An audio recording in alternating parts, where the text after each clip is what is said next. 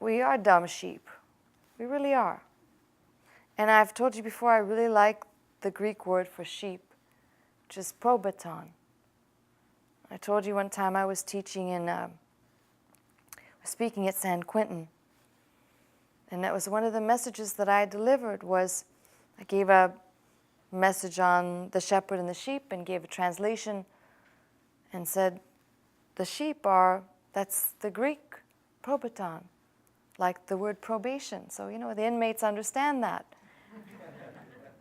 But if you really think about it, and then we laugh at that, but if you really think about that, there is that element that we should kind of take note of as well. We're given this life. We think we know what we're doing most of the time. Somebody had to remind me just as I was on my way here that sometimes the things that we think are good for us are indeed not good for us. And sometimes God will protect us from ourselves. The same concept of the Lord shepherding us and carrying us because we cannot carry ourselves. Sometimes, that grass looks pretty attractive over there. I'm going for that green stuff because that's a different color green over there. That looks like better food. And you end up wandering off, and before you know it, that safety of numbers that you were with is eclipsed somewhere, and you find yourself, you've wandered off and strayed.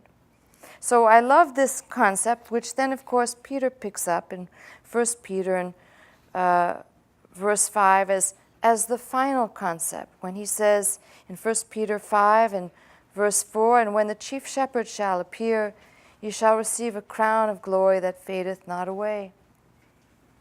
So see the whole idea of being carried and tended to and sometimes whacked with the rod.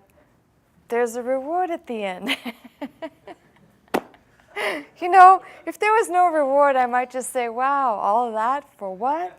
But there's a reward there.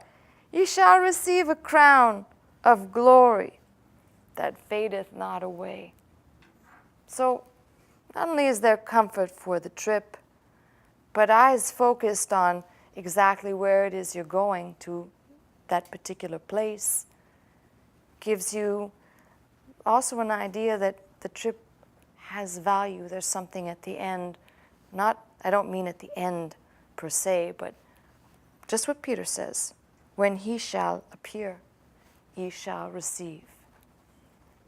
So, I don't know. I think sometimes I find these, what I'll call them, little nuggets that give me motivation to string a few scriptures together and then look at the whole. And I can see from beginning to end how, God calls Moses as a type to lead the people out. And he is the shepherd of the people, per se, leading the people out. And you could just keep stringing those on to see how God has always been taking care of his people like this and carrying them when they could not carry themselves. And the beautiful picture is that at the end of all this, when he appears, ye shall receive something that fades not away. It is the crown that says, not only did you make it, but the victory is yours.